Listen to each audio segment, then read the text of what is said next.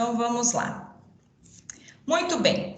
Continuando, então, o nosso processo de estudo de casos, né? Na semana passada, aliás, na aula passada, nós estudamos os 2 casos que nós fizemos na prova, tá? Alice, que não estava presente. Os 2 casos que nós fizemos na prova da outra disciplina e nós estudamos uma queixa, né? Vocês perceberam que, assim, quando a gente pega um caso, ele tem mais detalhes do que quando a gente começa com uma simples queixa. Qual que é a diferença de caso e queixa? Tá? Vamos começar por aí. A queixa, ela é o primeiro momento, o primeiro contato que você tem com o caso que você vai tratar, tá? Então, a queixa é uma etapa do caso. E o caso, ele já está completo, já tem todo o cenário, tá? Então, o que acontece? Geralmente, na queixa, você não tem grandes informações.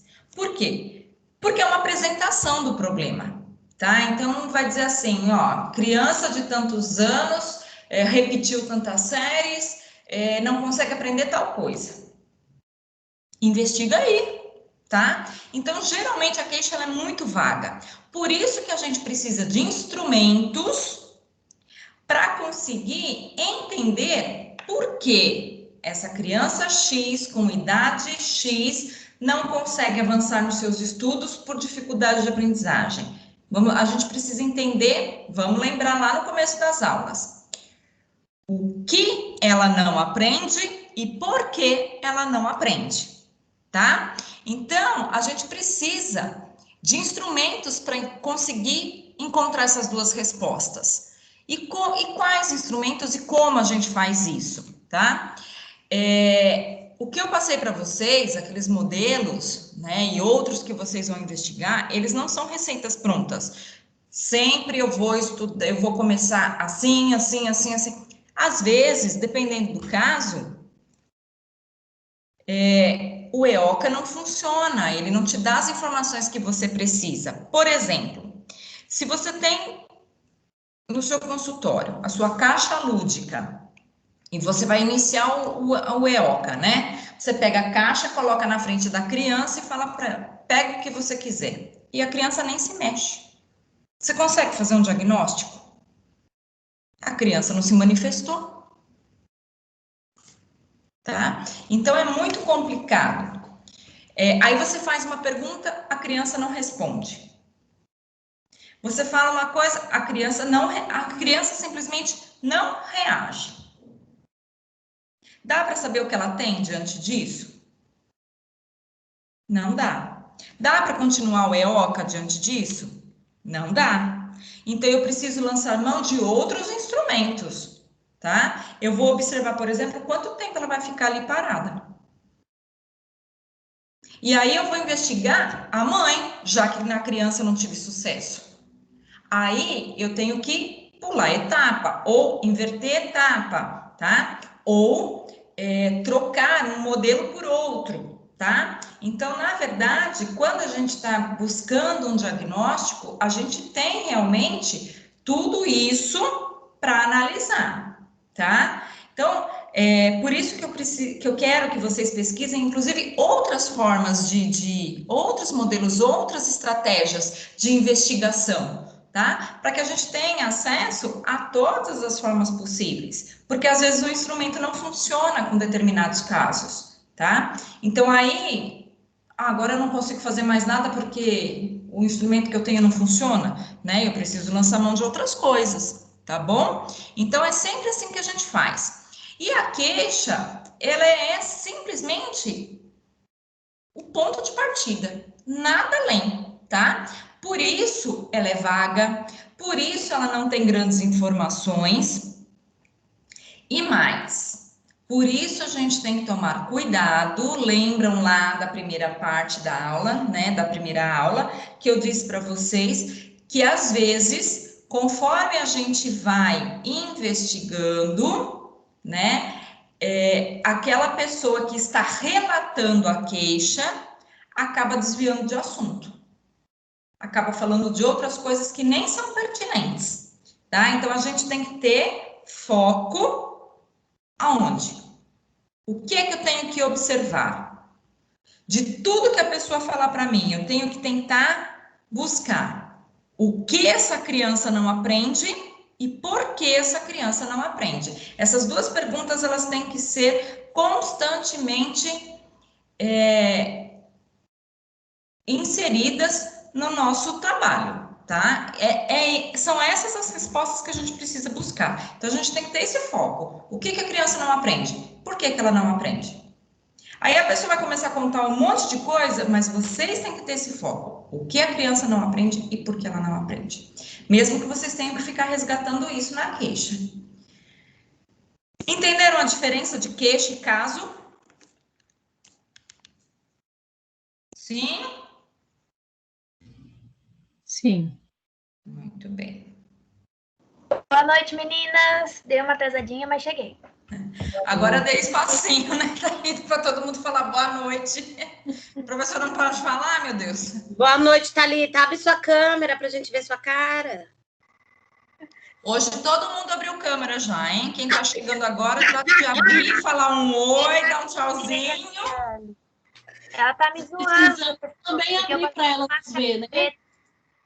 É abrir, falar um oi e fechar. Abre, Thalita! Vocês estão aprontando alguma, essas meninas. A gente já se viu, hein?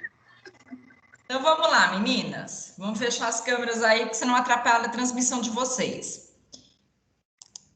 Bom, a nossa segunda queixa é uma conversa, tá? PP significa psicopedagogo, tá bom? Então, é um diálogo entre a psicopedagoga e uma mãe. Então, vamos ver. A psicopedagoga pergunta, né? Senhora Socorro, o que a trouxe aqui? A mãe responde. Veja bem, doutora, meu filho tem problemas sérios para estudar. Não gosta de ir à escola, não faz atividades, não faz as atividades e tem tirado notas muito baixas. A professora me pediu para que eu tomasse uma providência, porque a escola não pode fazer mais nada por ele. Foi aí que, conversando com uma amiga, ela me disse que o filho dela estava sendo atendido pela senhora. Aí a psicopedagoga responde, qual é o nome do seu filho? A mãe fala, Pedro. Quantos anos ele tem? 11 anos. Que série, ano e qual turno ele estuda? Ele está na 5ª série de manhã na escola X. Tá. Senhora Socorro, o trabalho que nós desenvolveremos aqui é realizado em 2 momentos. Primeiro, fazemos o diagnóstico, ou seja, uma investigação para descobrir a causa que leva Pedro a apresentar os problemas relatados pela senhora. Após esse momento, faremos os procedimentos necessários para intervenção pedagógica. Fala, Vilma. Não estou falando não, que eu estou tentando tirar essa barra aqui. É só ficar com o mouse quietinho que ela some. Tira o mouse da frente do slide, coloca de lado a setinha, que ela desaparece. Tá, obrigada. Então, vamos analisar essa questão, tá? Um menino de 11 anos que está na 5ª série. Muito bem.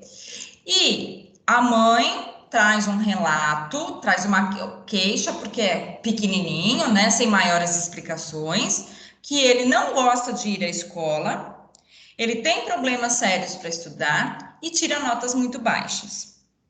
E a professora disse que já não consegue fazer mais nada por ele. Muito bem. Aí a psicopedagoga diz o seguinte, nós vamos fazer o nosso trabalho em 2 momentos. No primeiro, nós vamos fazer o diagnóstico. Tá. Fazendo esse diagnóstico, ela vai partir para uma intervenção. Muito bem. Agora eu vou perguntar para vocês, antes mesmo da gente começar a nossa discussão. Com esse relato, dá para saber o que a criança tem? Não. Por que não? Porque precisa primeiro fazer... quando ela fez a queixa, tem que fazer um EOCA com a criança, né? Mas o que a mãe disse não é suficiente? Eu acho que é pouco, né? Tem que ver com a criança primeiro também, quer dizer, tem que ser com a criança para poder ver se o que a mãe falou é isso mesmo, né? Pelo relato da mãe, dá para a gente responder aquelas duas perguntas essenciais no nosso trabalho?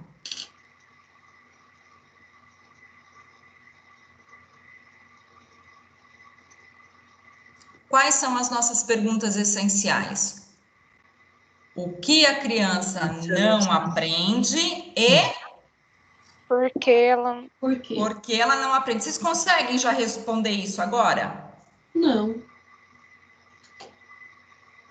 Então, eu quero que vocês coloquem aí, eu vou dar 5 minutinhos, cada uma, vamos fazer igual a aula passada, cada uma fazendo as suas anotações aí, pesquisando aí nas suas apostilas, tá? Que eu já mandei de novo, conforme vocês me pediram.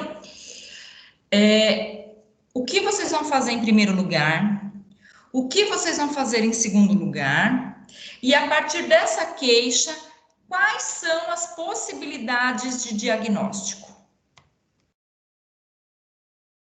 Tudo bem? Quanto tempo você vai dar? E fala um pouquinho, assim, o que eu tenho que procurar mesmo na apostila?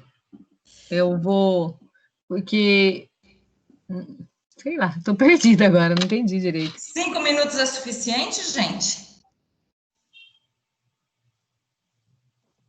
Acho que é.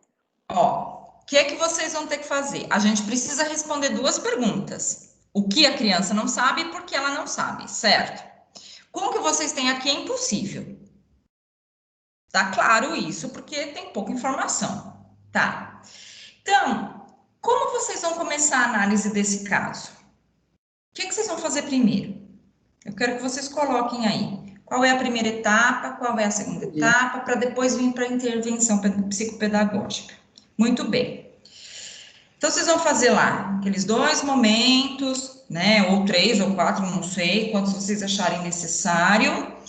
E depois disso, diante desse relato, dessa queixa aqui, que a criança tem sérios problemas para estudar, não gosta de ir à escola, não faz atividades, quais são as possibilidades que ela pode ter? Tá? Possibilidades de diagnóstico. O que será que essa criança tem? Leucemia, câncer, enfim. Né? Não vou dizer aqui para vocês quais são as possibilidades, mas é isso que eu quero que vocês procurem na apostila. Ah, ela pode ter paralisia. Ah, ela pode ter, tá?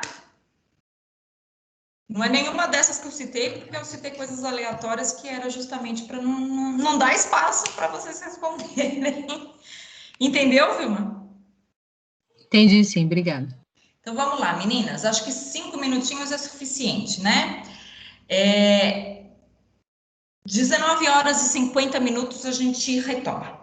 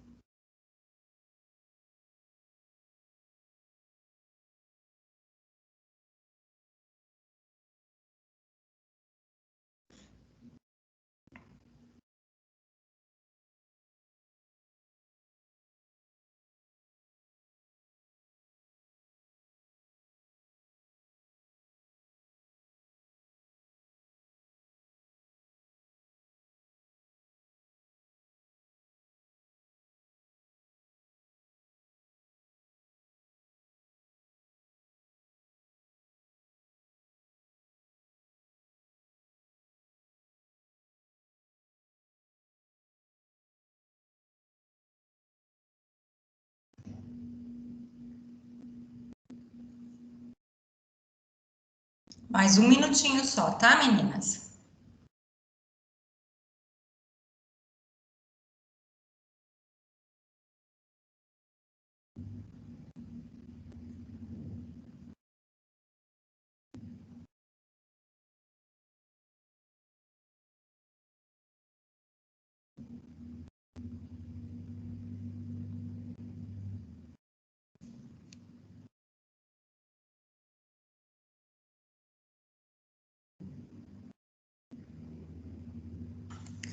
Pronto? Vamos lá?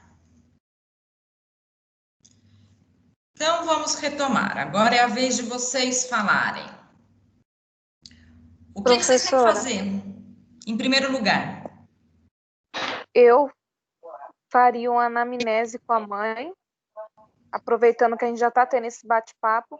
Aí já aproveitava e fazia uma anamnese com perguntas mais detalhadas, né, para mim saber um pouco mais dessa criança. E agendaria um horário com a criança para mim poder aplicar assim o EOCA e tentar conhecer um pouco a criança. Porque só pelo que a mãe falou, não dá para a gente tem que conhecer a criança. Então, dá para fazer um questionário com ela nesse primeiro momento. Com base do que ela já falou, dá para enganchar ali, já fazer umas perguntinhas mais direcionadas e marcar com ela um outro momento e conhecer um pouco a criança. Aí, quem sabe fazer, nessa parte, fazer o EOCA e puxar um pouco, conversar um pouco com a criança, para tentar ver o lado da criança também e tentar dar um diagnóstico. Alguém faria diferente? Fala, gente. Jéssica. Ah, tá. Porque eu tô aqui tentando desbloquear essa bosta. Então, eu também faria mais ou menos igual a Alice. Inclusive, eu coloquei que eu não sei se eu começaria com o EOCA direto com a criança ou a anamnese, mas eu acho que nesse caso seria bacana fazer os dois. Depois disso, eu entraria em contato com a escola, pedindo relatórios e demais informações, principalmente com a professora que falou que eles não têm nada para fazer em relação à situação do aluno. Mas eu não coloquei nada de diagnóstico, assim, porque se a gente for ver bem, dá para ser tudo. Basicamente, toda a pode colocar. Então, eu até comecei a anotar, eu falei, eu vou falar que é tudo. Vilma. Então, eu coloquei bem parecido, mas assim, como a gente já tinha falado, primeiro com o menino, né, porque ele já tem 11 anos, fazer o EOCA, e depois a anamnese com a mãe, para verificar primeiro se não tem comprometimento, assim, de audição, se ele enxerga bem, né, esse tipo de coisa. E assim, né, eu pensei em diagnóstico que podia ser um déficit de atenção, né, algum distúrbio emocional, saber um pouco mais com a família daria para fazer isso. Ou o método de ensino da professora pode estar inapropriado, né, talvez não deixe ele ter ânimo na escola. Pensei nessas coisas. Então, e ainda existe uma questão bem interessante que você levantou, bem legal isso. E se essa criança tiver baixa audição? Vocês acham que ela vai aprender, que ela vai gostar da escola? Não. Né?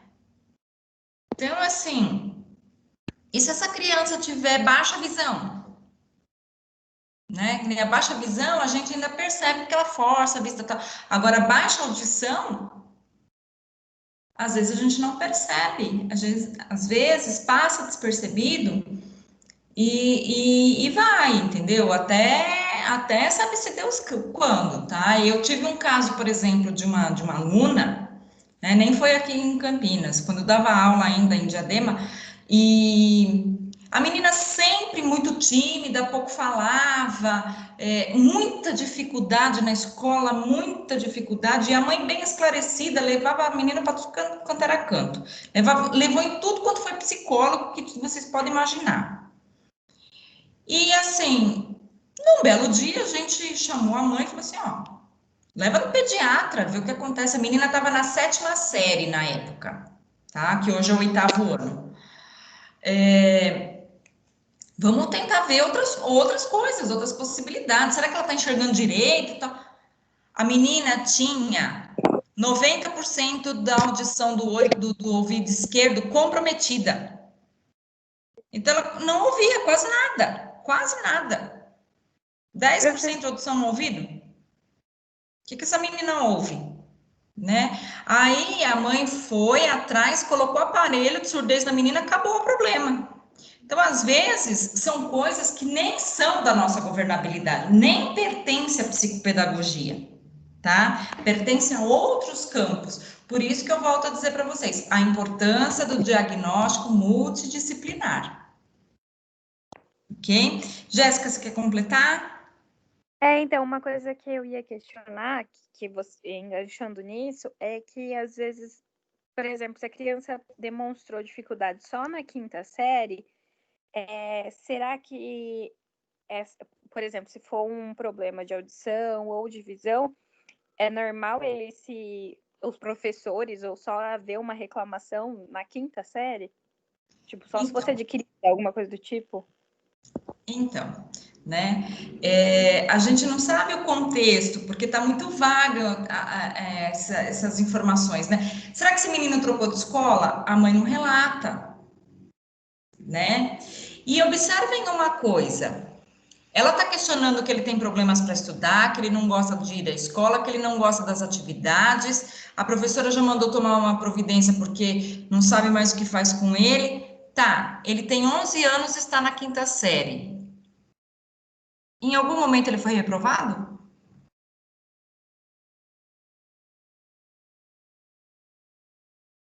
Quinta série, 6º ano, eu fiquei pensando nisso. Ele está na idade série certa, gente. Certo. Ele está na idade série certa. Se for 5º ano, pode ser que ele completou 11 ao longo do ano. Então, assim, é muito provável que ele esteja na idade série certa, tá? Então, fica mais difícil ainda da gente tentar estabelecer um diagnóstico, né? Que nem a Jéssica falou, é tudo. Gente, não dá para estabelecer nada só com esse relato. Por isso que eu falei para vocês que era para consultar e fazer o levantamento, porque não dá mesmo. O meu filho não consegue aprender. E que informação essa mulher deu para essa psicopedagoga? Nenhuma. Não tem informação nenhuma ali de grande relevância que faça com que se inicie uma investigação, né? Então, assim, A ideia, perceberam que eu coloquei esse caso aqui de propósito. Eu falei para vocês na aula passada que a gente precisa seguir uma linha de trabalho, né? Sempre investigar a criança primeiro e depois conversar com os familiares para que a gente não tenha uma visão deturpada da criança. Mas nesse caso, vocês viram que a necessidade é inversa? A gente precisa saber mais dessa criança por meio da mãe, porque o que a mãe está dizendo é vago, para depois a gente conversar com a criança. Professora Fernanda. Oi? Tem um fator aqui também que me chamou muita atenção, que ela fala assim, que não faz as atividades, né, e que tem tirado notas muito baixas. Quer dizer, alguma coisa ele fez, né? A criança, se ela tirou uma nota, né? E então já dá assim uma luzinha, já abre uma luzinha assim, né, para a gente começar a pensar, né? A criança deve estar fazendo alguma coisa ela está fazendo. Exatamente, né? Então, assim, a gente precisa. E aí eu pergunto: a gente consegue responder as nossas duas perguntas básicas? O que essa criança não aprende e por que ela não aprende? Não. A gente não tem resposta, né? Então, é assim, num primeiro momento, a queixa, é lógico que ela é o ponto de partida, é por aí que a gente começa o nosso trabalho, mas às vezes ela não significa nada, que é exatamente esse caso, né? E eu coloquei esse caso aqui justamente por isso, para que a gente perceba que nem sempre a queixa nos dá a luz que a gente espera, tá? Às vezes a queixa, ela não diz muita coisa, ou mais, além dela não dizer muita coisa, ela pode dizer alguma coisa a respeito da mãe e não da criança, tá? Será que essa mãe não está cobrando demais dessa criança? Né? Que problemas sérios ela tem para estudar se ela não repetiu nenhum ano? Então não tem problema sério. Não gosta de ir à escola. Gente, que adolescente gosta de ir à escola? A não ser que seja para bater papo. Né? Então, assim, algumas coisas que ela relata, inclusive, são típicas da idade. Ah, não faz as atividades. Quais? Se ele não faz, como é que ele tira nota baixa? Então, alguma coisa, realmente, a Maria tem razão, alguma coisa ele produziu, né? Então, assim, a anamnese, nesse caso, ela é muito mais importante em termos de resultados do que o EOCA de cara. Por quê? Porque eu preciso saber até que ponto é exagero da mãe, até que ponto isso é real e até que ponto o problema não é a escola. Porque vocês, inclusive, levantaram essa questão. Pode ser que a professora está ensinando de um jeito que a criança não aprende. E, pelo relato da mãe, a professora não está muito interessada em fazer grandes coisas pela criança. Para dizer, olha, eu quero que você tome uma providência porque eu não posso fazer mais nada por ele. Né? Então, eu não posso fazer mais nada por ele? E qual é o papel dela? Né? O papel dela é dizer isso para a mãe? Eu não posso fazer nada pelo seu filho? Não, o papel dela é fazer tudo que estiver ao alcance dela por essa criança. Né? Esse é o papel do professor. Ele tem que fazer a criança aprender, né? E toda criança é passível de aprender, a não ser que ela tenha alguma coisa, né? Isso nós vimos na outra disciplina. Então, aí nos cabe uma investigação, mas de início, vocês estão cobertas de razão. É investigar melhor essa mãe e investigar essa professora. Depois a gente vê a criança, né? Aí a gente já começa a enxergar como que é o comportamento da criança e se realmente o problema é ela. Ok? Alguma dúvida em relação a esse caso? Mais algum comentário? Mais alguma coisa? Não. Então, vamos para o próximo? Vamos. Meninas que chegaram depois, deixa eu só explicar uma coisinha. A partir dessa aula, as nossas aulas serão divididas em 2 blocos, em 2 momentos, tá? Um primeiro momento a gente estuda aqui as nossas queixas, as nossas análises, tudo direitinho, certo? E num segundo momento, provavelmente a partir das 8h30 ou até 9 horas, vocês estão liberadas para fazer o trabalho, porque eu sei que o trabalho, apesar de fácil, é um pouquinho demorado para fazer, um pouquinho longo. Então, aí vocês têm esse finalzinho de noite, todas as noites daqui para frente, para fazer o trabalho, e a semana que vem eu já vou postar a prova para vocês fazerem a prova também, tá? Que a prova também é um pouquinho trabalhosa, porque são estudos de casos, sim, mas eles são bem longos, tá? Não são tão simples assim, não. São casos mesmo, não são queixas, tá bom? Então, vocês vão ter um pouquinho mais de trabalho, tá? Então, a gente faz dessa forma. Metade da aula a gente estuda, a outra metade vocês fazem o trabalho, uma vez que o trabalho vocês fariam presencialmente, tá? E coletivamente, se a gente tivesse em aula presencial, eu não ia dar para fazer em casa. Tudo bem? Então, vamos lá. Obrigada. Mais uma queixa aqui, tá? Agora, uma menina, olha só. Flávia tem 11 anos e está cursando o 6º ano do ensino fundamental.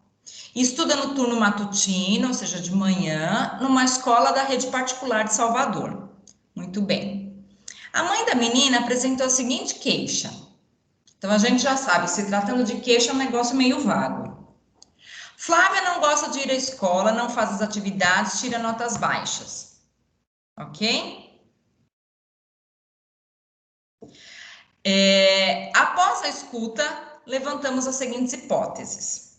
Vocês perceberam que é o mesmo caso da outra? Sim. A segunda e a terceira queixa são exatamente iguais, mas eu acrescentei algumas informações, tá? Então, assim, ó, e troquei o sexo da criança. Ela está na idade série certa, tá? Após a escuta, então nós já fizemos o EOCA, nós já fizemos a anamnese. Muito bem. Levantamos as seguintes hipóteses. É possível que Flávia tenha déficit de conteúdos. É provável que a escola tenha uma metodologia incompatível com o aprendizado em questão. Flávia pode não ter bons vínculos com a professora e com a escola. É possível que Flávia tenha déficit cognitivo. Então, assim, aqui está a resposta para aquilo que vocês estavam questionando agora há pouco, tá? E vocês perceberam que, com aquelas informações extremamente vagas que vocês tinham, vocês acertaram em cheio o que poderia ser a causa do problema. Né? Porque vocês falaram, olha, pode ser tanta coisa e pode ser déficit de conteúdo, pode ser metodologia da escola, né? Então, nesse momento, o que eu quero que vocês analisem? Bom, considerando que pode ser essas 4 hipóteses, como vocês fariam a intervenção para resolver o problema da menina? Ou do menino, enfim. Agora vocês já têm o diagnóstico. Levantar essas hipóteses, muito bem. Vocês se lembram que a psicopedagoga disse, o primeiro passo é fazer a investigação, o segundo passo a gente vai fazer uma intervenção. Nós estamos agora no segundo passo. Que tipo de intervenção vocês fariam com essa criança? Como seria o método de trabalho de vocês para fazer com que essa criança resolva o problema dela? Mais 5 minutinhos.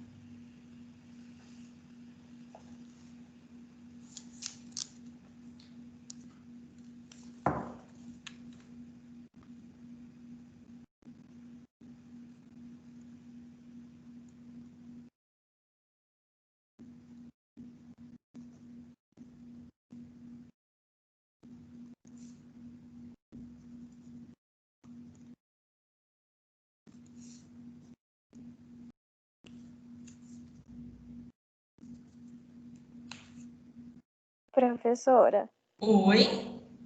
o que é déficit cognitivo mesmo? Cognitivo significa aprendizagem. Então, ela tem déficit de aprendizagem. Que seria mais ou menos a mesma questão da 1. Uhum. Ah, tá. Não foi por conteúdo, foi porque em algum momento ela travou. Conteúdo seria assim, ela tem lacuna curricular, ela não aprendeu tudo que ela deveria ter aprendido por algum motivo. Então, ela não tem os conhecimentos prévios para a série. Tá? Obrigada.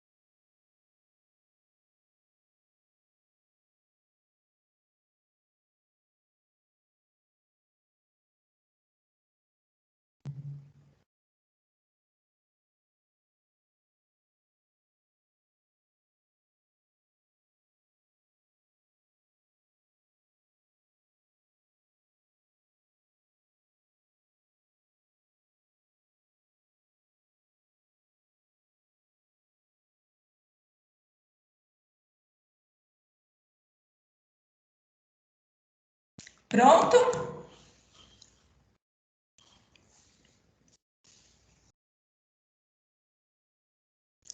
Vamos lá, então?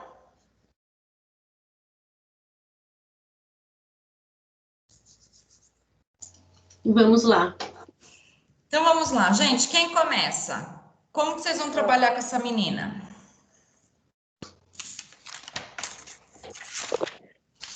Então, professora, a gente poderia ver na escola, né? Tinha que fazer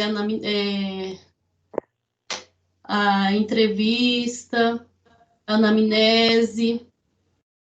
Depois a gente ir lá na escola, ver como que era, né, os conteúdos que eram passados, conversar com a coordenadora. E depois assim, eu cheguei assim numa conclusão que realmente ela deve ter, que se ela tenha, né, vamos afirmar como psicopedagoga, déficit cognitivo, porque faltou conteúdos para ela estar na 6ª série do ensino fundamental, na escola né, da rede particular. Por ela ter esse déficit, ela não absorvia e não conseguia fazer as atividades. Muito bem. E aí, como é que a gente vai resolver o problema dela? Então, pedir para que a mãe, né, junto com o pedagogo, né, ajudar essa criança, né, retomar e ver com a escola os conteúdos que são passados e trabalhar com essa criança, acelerar com ela. O que você acha, Jéssica, que você está pedindo a palavra? Eu já deixei ligado, porque tem hora que trava aqui, eu acho que tá falando, não tá? A primeira coisa que eu faria seriam aqueles testes para a gente ver onde a criança tá no estudo. Se ela travou em algum período, até onde ela sabe, o que ela sabe, o que ela não sabe. Pelo visto, essa escola e essa professora não estão dispostos a ajudar essa aluna. Então, eu verificaria com os pais a possibilidade de troca de escola dela. E sobre o déficit cognitivo, eu não anotei nada, porque eu estava pensando até agora. O déficit cognitivo é assim, né? Se ela tem alguma defasagem de aprendizagem, né, por algum problema, a gente precisa de uma investigação um pouquinho mais profunda, né? Não dá para saber déficit cognitivo. Déficit cognitivo pode ser TDA, pode ser dislexia, pode ser Asperger, pode ser psicose, pode ser algum trauma de infância, pode ser que não vai com a cara da professora, então ela não aprende mesmo. Isso é empatia, E aí, nesse caso, a gente possível. só conseguiria através de um atendimento multidisciplinar? Sim. Então tá. Quem mais, gente? Quem faria diferente? Eu só queria tirar uma dúvida agora. Você falou, surgiu uma dúvida. O déficit cognitivo, eu achava assim, por ela não ter condições de acompanhar as atividades na escola, por estar além do que ela já tinha aprendido, porque ela precisava de um aprendizado anterior para ela estar naquela série. E por ela não ter essa base, o cognitivo dela não alcançava esses outros. Não, isso aí é déficit de conteúdo. De cognitivo é alguma defasagem que ela tem encefálica. Tá bom, então. Então esquece que eu passei lá, porque eu já estava pensando desta forma. Quem mais? Professora, nessa hipótese, eu, como psicopedagoga, teria a liberdade de pedir para mudar de professor? Sim, claro.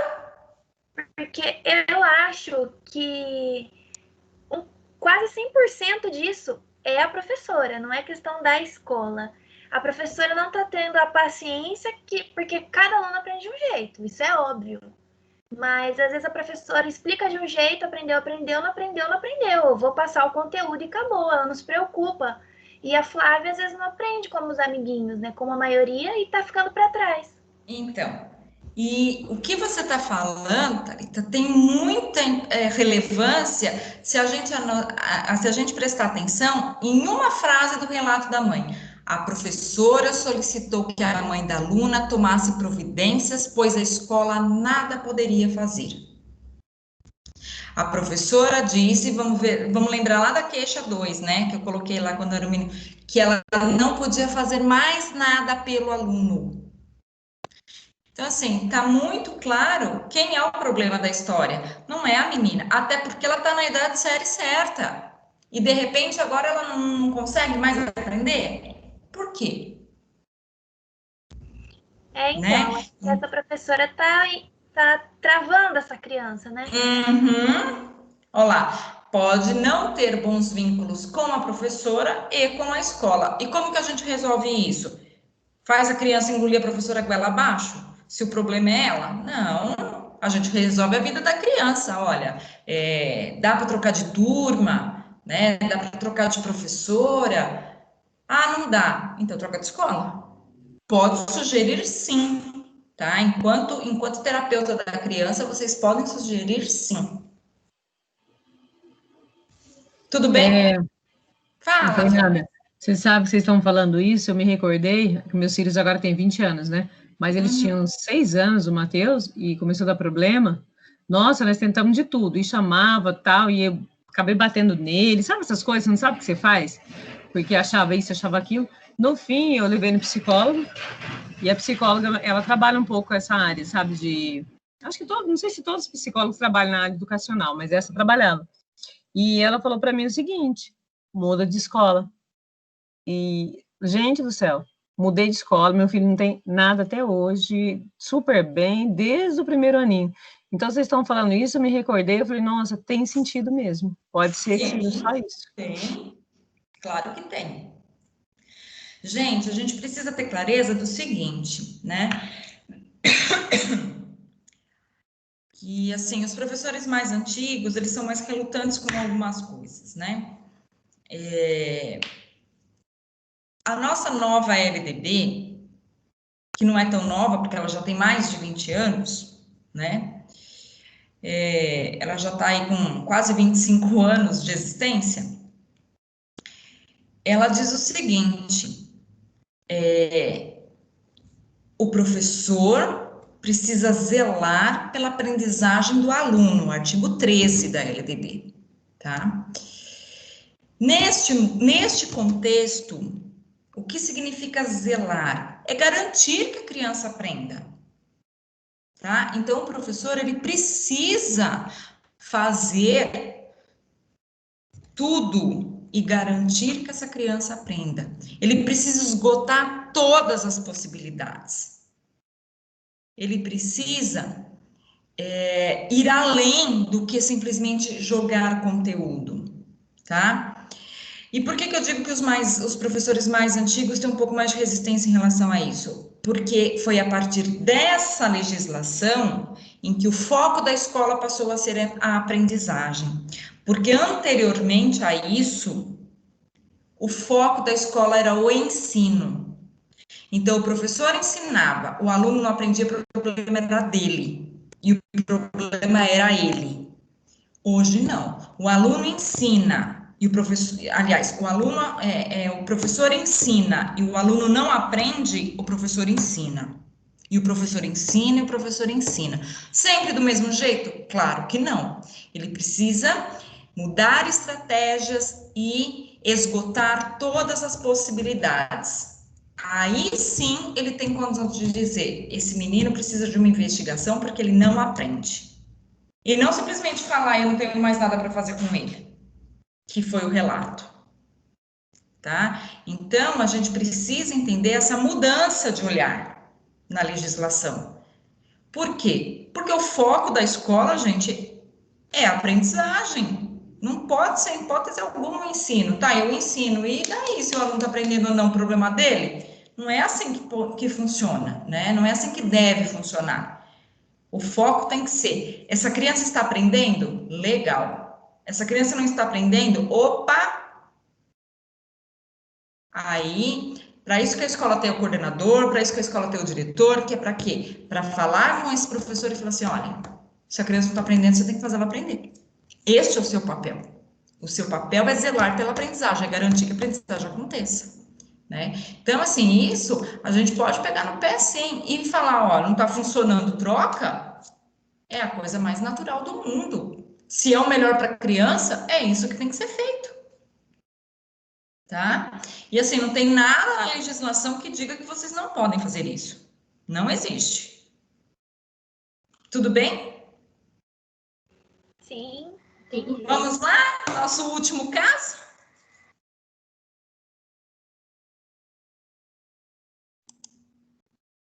Olha lá.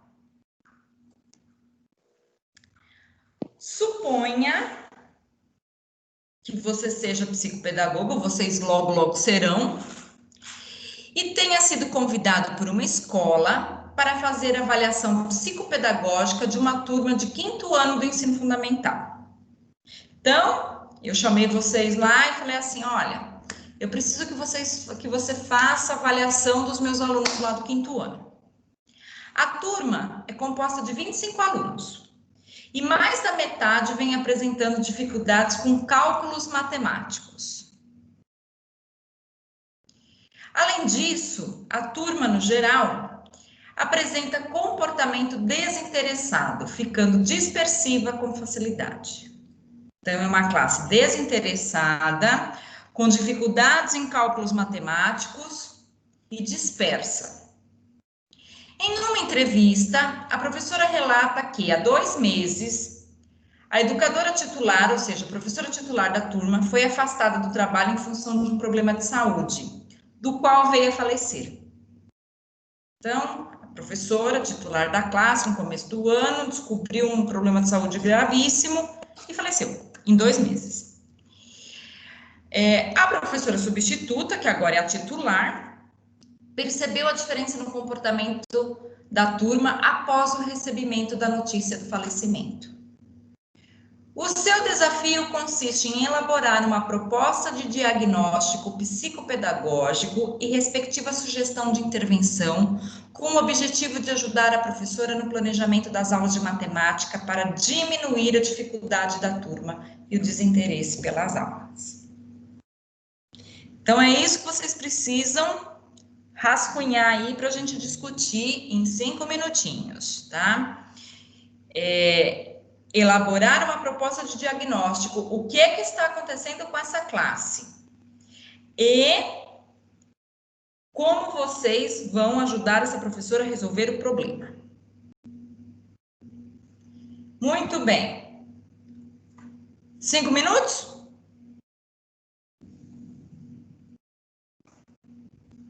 Então, 8h30 a gente retoma.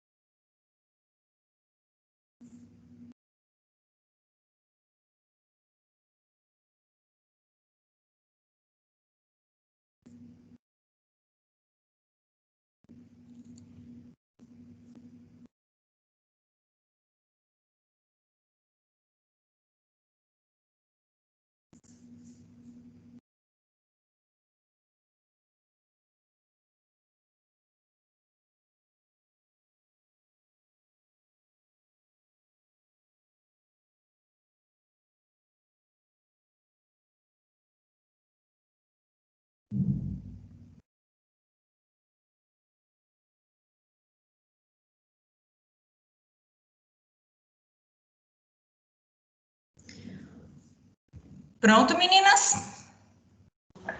Pronto. Então, vamos lá. Pode começar. Então, eu acho que o que acontece com essa turma é que a gente pode observar que não são 1 ou 2 alunos, é quase a turma inteira. Eu acredito que seja a perda da professora. A perda da professora afetou muito essa turma e a outra professora já chegou chegando, entendeu? Não teve aquela conversa, não mostrou confiança para os alunos antes de já chegar colocando conteúdo para eles, do jeito dela e acabou. Então, eu acho que é tudo questão de um tempinho dela mostrar confiança para os alunos. Você tá entendendo, né? Mais ou menos o que eu tô tentando explicar. Eu acho que essa questão começa. Vai ter dificuldade, sim, ainda mais na matemática, que é uma coisa tão complicada para os pequenos, né? Então, eu acho que é questão de também saber, né? Procurar saber como que essa professora era antes com os alunos, né? Se ela era uma professora paciente, como era a metodologia dela. Para tentar, pelo menos, se encaixar para esses alunos não sentirem tanta falta, assim, tanta diferença, né? Sim. Thalita, eu fiz parecidíssimo com você, né? Porque eu também vi isso, né? Que em decorrência da morte da professora, chegada de uma nova professora, né? É bastante comum essas mudanças no comportamento dos alunos, independente da morte, ainda mais que foi a morte, né? E eu acho que era necessário fazer uma integração, um momento de escuta da turma, né? De desabafo, que eles pudessem conversar um pouco, essa proximidade com os sentimentos do aluno, eles se sentiriam mais valorizados, né? Essa professora chegou e valoriza a gente, valoriza o que a gente está sentindo. E quanto à matemática, eu acho assim que poderia ser trabalhado, ainda mais por esse momento, mais com jogos e desafios que tem interação entre o grupo, né? E, consequentemente, essa interação acontece com a professora, que os alunos gostam muito disso. Sim. Alguém pensou em alguma coisa diferente? Para mim, o diagnóstico é justamente o sentimento de perda coletiva, né? Mas a intervenção eu fiquei travada. Eu acho que eu buscaria ver onde os alunos, até onde eles foram, o que eles aprenderam. Eu não sei se a gente tem como pedir para os alunos fazerem um atendimento terapêutico para tratar esse problema mesmo, né? Porque eles não souberam lidar com a perda da professora. E aí pode ser por inúmeros motivos, tipo, às vezes a criança perdeu o avô quando era mais jovem, e aquele sentimento que ficou ali doendo, mas não foi tratado, e aí agora multiplica, né, quando a gente perde outra pessoa. E quanto à matemática, eu não tinha pensado, mas eu voto no da Vilma. Gente, uma coisa que é extremamente importante, todas as pessoas precisam curtir o luto, tá? É claro que você não vai fazer a pessoa ficar, né, 24 horas por dia pensando na morte daquela pessoa, enfim, porque isso entristece. Mas passar por esse período de tristeza após o luto é fundamental, é essencial para que a pessoa consiga se livrar do luto, tá? Então, assim, é lógico que ninguém vai ficar eternamente de luto, né? Isso não existe. Por mais que você perca a pessoa que você mais ama na vida, você não fica, porque o tempo vai fazendo a gente conviver com a dor, né? E aí não é que ela diminui, não é que ela, mas ela fica ali guardadinha e você consegue já lidar com outras coisas. Mas o que era fundamental que essa professora fizesse? Conversasse com as crianças sobre o luto, né? Sobre o falecimento, deixar as crianças falarem o que elas estavam sentindo, né? E deixar elas sentirem, deixar elas tristes, sim, elas precisavam superar a tristeza. E ninguém supera a tristeza sem estar triste. Isso não existe, né? Então, a professora precisava ter deixado as crianças viverem esse momento difícil delas, né? E aos poucos ir trabalhando de forma mais lúdica, né? Então, assim, jogos são bem legais, a Vilma deu uma ideia fantástica, né? Muita conversa, roda de conversa, né? Jogos que façam a criança expor um pouco mais o que ela está sentindo, aquela dor que ela precisa pôr para fora. Isso é fundamental, né? Então, assim, viver o luto, é claro que é muito difícil, principalmente para uma criança, né? Agora, é de extrema importância que isso aconteça para todos nós, para todos nós, tá? Então, assim, ficar lá trancadinho, uma semana quietinho, não quero ver ninguém, quero só chorar, isso é fundamental para o nosso crescer, para a nossa estabilidade emocional, tá? Então, assim, às vezes a gente atropela essa etapa e lá na frente a gente tem consequências que nem imagina porque que seja por conta disso. Tá? Então, é bem o que a Jéssica falou, às vezes já perdeu outras pessoas, né, e não deixaram ela lidar com isso, atropelaram essa fase, e agora aquilo veio à tona, e ela não sabe como resolver, né, por isso que tem que ser igual a tem que viver um dia de cada vez, tá? É difícil? É difícil. Vai passar? Vai passar. Mas tem que ser respeitado esse momento, porque senão vira o que tá aí, né? As crianças não conseguem aprender. E assim, gente, aprendizagem para criança, até para o adolescente, ela é extremamente delicada. Tudo que acontece interfere na aprendizagem. Tudo.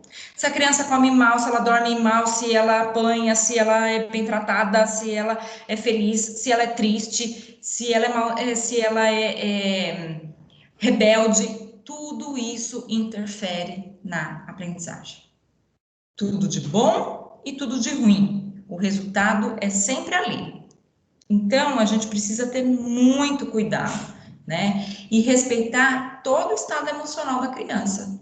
Porque se a criança não estiver estabilizada emocionalmente, ela não vai aprender, né? Então, o que vocês propuseram é perfeito, né? E talvez a professora não está dizendo aqui com clareza, mas talvez a professora não tenha respeitado isso, né? Ela já chegou e vamos dar conta do conteúdo. E não pode ser assim, né? As crianças precisam desse momento triste, até para crescer, para evoluir emocionalmente. Alguém quer falar mais alguma coisa? Nossa, que silêncio! Esse sentimento de luto, eu também acho que é uma coisa extremamente importante. Eu não sei se vocês sabem, mas segunda-feira eu perdi um grande amigo meu, tanto que por isso que terça-feira eu tava meio por fora de tudo. Hoje ainda tô tentando, ainda é uma coisa que tá sendo bem difícil para eu lidar. E quando a gente vive no momento falar sobre isso, a gente entende muito melhor. Eu acho que essa professora deveria ter feito exatamente isso, ter dado um tempo para essas crianças. Porque elas nem pensaram, tipo assim, nossa, era aquela professora, ela não tá mais aqui, quem é essa? O que ela tá falando? O que ela quer que a gente aprende? Exatamente. Então, eu acho que isso de dar o tempo para a criança é extremamente importante mesmo nessa parte. E de certo era uma professora muito querida, porque a classe sentiu muito, né?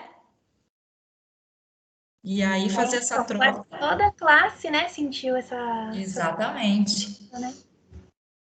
Então, assim, gente, vocês viram como que o nosso trabalho não é fácil, né? Ser psicopedagogo não é tão simples quanto parece. Então, por quê? Porque a gente lida com... A gente precisa ter muita delicadeza para lidar com o que é mais difícil para a criança, né? Principalmente quando a gente lida com a criança. A gente precisa fazer com que ela enfrente o problema que ela está vivendo, né? Porque, assim, nenhuma criança gosta de chegar na escola e não aprender. Isso não é legal para as crianças.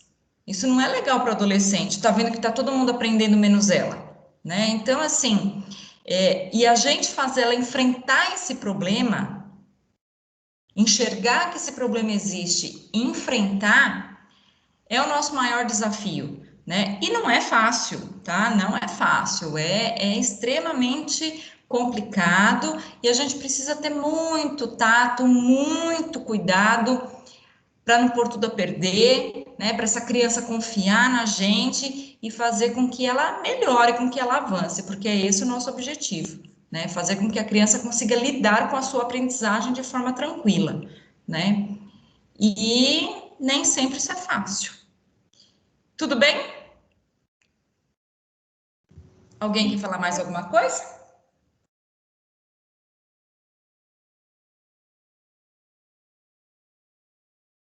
Na minha quinta série, a gente teve uma professora, ela ficou uns 2 meses com a gente só. E aí depois eu acho que ela aposentou, nem lembro o que aconteceu com a professora, eu só sei que na quinta série a gente teve mais ou menos uns 7 professores de matemática. E aí Misericórdia. chegou na sexta série, o professor falou assim, a gente vai ter que fazer o primeiro semestre o que vocês deviam aprender na quinta série e o segundo semestre o que vocês deviam aprender na sexta. E aí foi uma loucura. Mas ele foi aos poucos. Nossa, a gente fazia roda todo dia na sala, mas mesmo assim a gente conseguiu. Ficou faltando um pouquinho das coisas da sexta série, mas ele pediu até ajuda. Tinha uma outra professora que ia lá e ajudava a gente.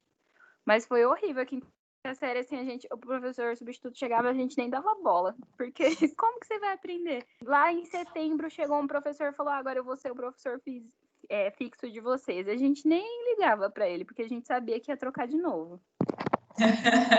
É bem complicado, gente. Vocês viram que, assim, às vezes, a gente passa por isso e nem percebe, né? Mas como ser criança é difícil. Não é uma coisa legal, uma coisa fácil, né? É muito complicado, porque às vezes a gente não sabe lidar com as situações e tem que lidar com elas, né? Então, não é fácil, não. Mas, de qualquer forma, hoje, né, essas crianças estão melhor assessoradas do que nós estivemos na nossa época, porque hoje, graças a Deus, tem terapia para tudo, né? E nós estamos aqui para assessorar essas crianças da melhor forma possível. O que não acontecia, por exemplo, quando eu estudei, né? Nem existia profissão de psicopedagogo no Brasil. Então, assim, ela foi regulamentada há pouco tempo. Então, como é que a minha mãe ia entender que eu, aos 11, 12 anos, tinha déficit de atenção, né? Não tinha como. A minha mãe achava que eu era arteira, porque eu era arteira mesmo, e me punha de castigo e tá valendo, né? Então, eu era sempre muito agitada, muito bagunceira na escola, mas tá tudo certo, isso aí é que eu sou, né, indisciplinada mesmo. E hoje não, é indisciplinado por quê? Né? Ninguém nunca fez essa pergunta na minha época, indisciplinado por quê? Né? Não para sentada por quê? Né? Hoje não, hoje o contexto é outro.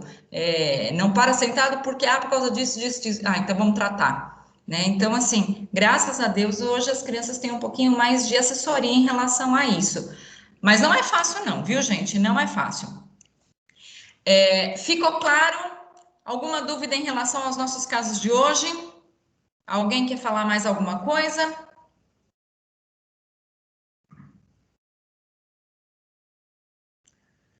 Então tá certo. Vamos encerrar por enquanto a aula, são 15 para as 9, e aí vocês já podem dar uma pesquisadinha aí, começar a fazer o trabalho de vocês, que é um pouquinho complicadinho, um pouquinho longo, e a pesquisa vai dar um pouquinho de trabalho. Tudo bem? Eu vou encerrar agora a gravação e a gente encerra a aula, tá bom?